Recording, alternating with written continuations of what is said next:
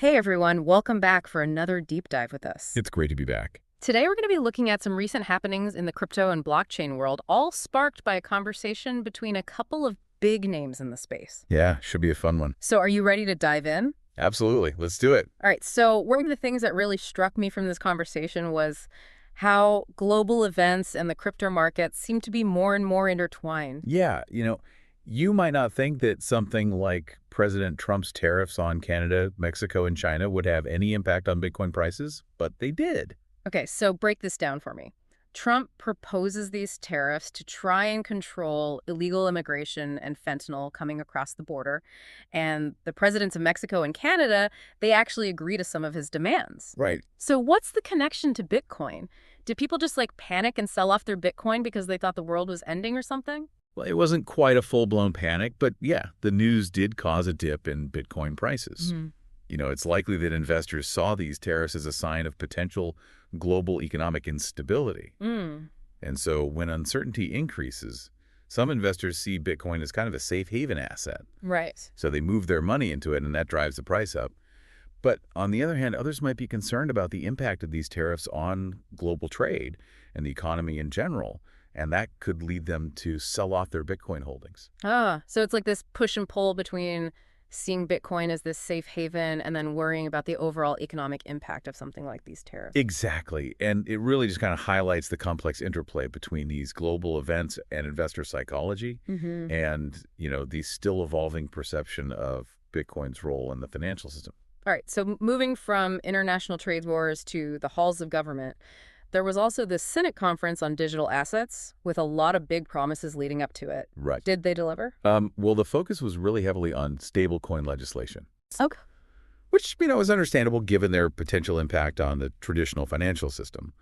But some key topics like the role of Bitcoin reserves, those weren't really discussed in depth. And that left a lot of people in the crypto community kind of feeling like the conference missed an opportunity. It sounds like there's still a big gap in understanding when it comes to policymakers in the crypto world. Yeah, there is. And that gap was kind of apparent in the varying levels of expertise among the speakers. Some like David Sax's, they seem to have a strong grasp of Bitcoin and its implications, but others seem to be playing catch up a little bit. Right. And this really just highlights the need for more people in positions of power who really understand this technology. Right, so shifting gears from the world of policy to a more technical issue, the Ripple XRP ledger completely stopped for 4 hours. Yeah. That sounds pretty serious. What happened? It was. The halt was caused by the Ripple Foundation expanding its unique node list, or the UNL. Okay. And basically, the UNL is a list of trusted validators that help secure the network. Got it. And expanding it was meant to increase decentralization. But this expansion introduced some unexpected complexities that led to the halt. And what's really concerning is that this wasn't a first for the XRP ledger. It's had technical issues in the past. Right. Which raises questions about its long-term stability. So expanding the list of validators to make it more decentralized actually backfired? Yeah, you could say that. That seems kind of ironic. Yeah. What does this tell us about the challenges of achieving true decentralization? Well, I think it demonstrates that decentralization often comes with trade-offs. Okay. In this case, the attempt to enhance decentralization may have compromised efficiency and stability, and this is an ongoing debate within the crypto space. Yeah. Finding the right balance between decentralization and security and performance, that's a complex challenge. All right, now for a story that'll probably make you raise an eyebrow, Sam Bankman-Fried, the guy behind the FTX collapse, his parents are looking into getting him a pardon. Wait. Even with all of the evidence against him? Wow. That's a bold move. It is, especially when you compare his case to people like Ross Ulbricht, Ian Freeman, Edward Snowden. Right. All of whom at least have some argument for their innocence. Which is hard to say for SBF. Yeah. It does kind of make you wonder about fairness in the justice system. It really does. Right. It just seems like his family's wealth and connections are allowing them to explore options that most people wouldn't even dream of. It's a tough one. Yeah, and given the seriousness of the charges against him, a pardon seems incredibly unlikely. Especially in the current political climate. Exactly. Okay, let's move on to another big name in crypto. Roger Ver, one of the early Bitcoin pioneers. Yeah. He's now facing some legal challenges in Spain. But you know what I find fascinating about Roger Ver? What's that? He has this way of making complex topics incredibly engaging. He does. He really does. He can even make someone like Tucker Carlson laugh during an interview while explaining Bitcoin. Oh, yeah, I saw that. He has this charisma that can draw people in, even if they might not initially be interested in crypto. Right. So, okay, beyond the charisma, what's the bigger picture here with Roger Ver's situation? Well, I think his legal challenges highlight the ongoing struggle between government control and individual financial freedom. Hmm. Roger Verse has always been a strong advocate for the idea that individuals should have control over their own money. Yeah. And that's a core principle of Bitcoin and many other cryptocurrencies. Mm-hmm. But governments around the world are increasingly trying to regulate and control digital assets. And that creates this tension. So it's almost like a modern-day David and Goliath story, Kind of. with individuals like Roger Ver pushing back against the power of governments when it comes to financial freedom. Yeah, and it's a narrative that will likely continue to play out as the crypto space evolves. Speaking of big players, the decentralized exchange Uniswap just launched its version 4 upgrade, promising cheaper transactions and offering a $15.5 million reward for finding bugs. Oh, wow. That bounty certainly got everyone's attention. Yeah, 15.5 million, that's a big incentive, and it shows how seriously they're taking security. Mm-hmm. But it also kind of brings up some interesting history. Mm. Remember when the venture capital firm Andreessen Horowitz, or A16Z, Yeah. clashed with the Uniswap community over some governance decisions? Right. And it sparked this big debate about whether large stakeholders like A16Z could threaten the decentralized nature of DeFi platforms. So we're back to that tension between centralization and decentralization again. Yeah, seems like every time there's a major development in the crypto world, this issue comes up. It's a recurring theme for sure, and for good reason. I mean, Uniswap is supposed to be a decentralized platform where the community has a say in how it's run. Right. But when powerful entities like A16Z come in, it raises concerns about whether they could exert undue influence and potentially undermine the platform's decentralized nature. Exactly. And to make things even more interesting, you've got these made in the USA token categories popping up on websites like CoinMarketCap and CoinGecko. Oh, really? I haven't seen those. Yeah, it's a thing. Huh. It seems a bit contradictory to the whole idea of blockchain technology, which is supposed to be borderless and decentralized. Exactly.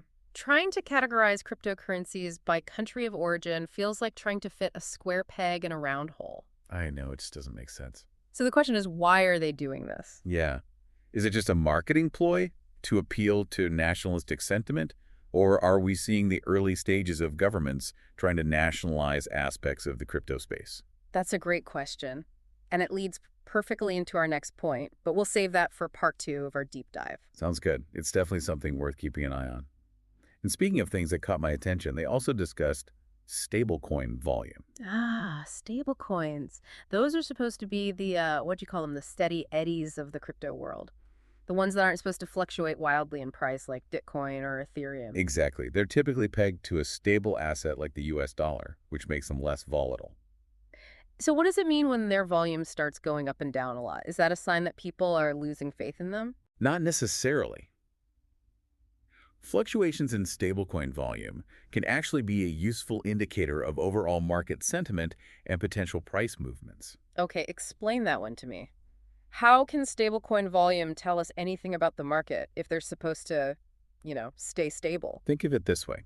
When the crypto market gets really volatile, some traders might move their funds into stablecoins as a way to protect their capital. Mm-hmm. This can cause the volume of stablecoins to increase. On the other hand, if traders sense an opportunity for big gains in the market, they might move their funds out of stablecoins and into more volatile assets like Bitcoin, Okay. which would cause stablecoin volume to decrease. So it's like stablecoins become this temporary safe haven during times of uncertainty, Right. and then people move their money back out when they're ready to take on more risk. Precisely. By watching stablecoin volume, we can get a sense of how traders are feeling about the market and what they might do next. That's pretty clever. It's like having a little window into the minds of crypto traders. Hmm. What else jumped out at you from the conversation? Well, they briefly touched on the intersection of crypto and artificial intelligence. Crypto and AI. Now that's a pairing I haven't thought much about. It feels like those are two of the most hyped up technologies right now. They are. And for good reason. Both have the potential to revolutionize countless industries. The interesting thing is how they can work together. Okay, now you've got me really curious. What are some ways that crypto and AI could complement each other? Imagine AI algorithms being used to analyze massive amounts of blockchain data to identify patterns and predict market trends, or AI-powered chatbots that can help people navigate the complexities of decentralized finance. So AI could make crypto more accessible and understandable for the average person. That would be huge. Absolutely.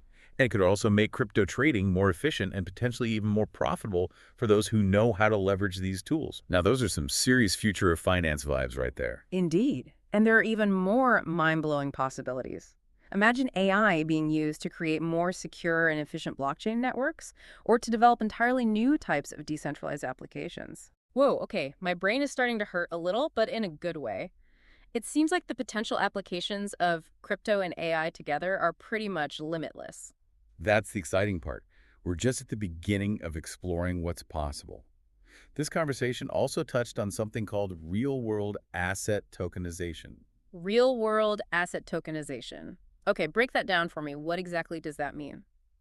It essentially means taking a physical asset, like real estate, fine art, or even a company's stock, and representing it as a digital token on a blockchain. So instead of owning a physical piece of paper that represents your ownership of, say, a share of Apple stock, you would have a digital token on a blockchain that represents that ownership. Exactly, and this could have huge implications for how we invest in and manage assets. Okay, I'm starting to see how this could be revolutionary. But what are the actual benefits of tokenizing real-world assets? For starters, it could make assets much more liquid. Imagine being able to easily buy and sell fractional ownership of a rare piece of art or a luxury condo. So instead of having to buy the entire thing, I could buy a small percentage of it as a token.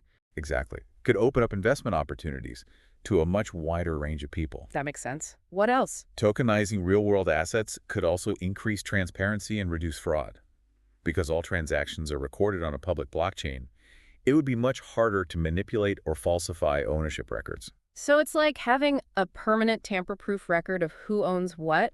That could be a game changer for industries like real estate, where fraud is a real concern. Absolutely. And this is just the tip of the iceberg.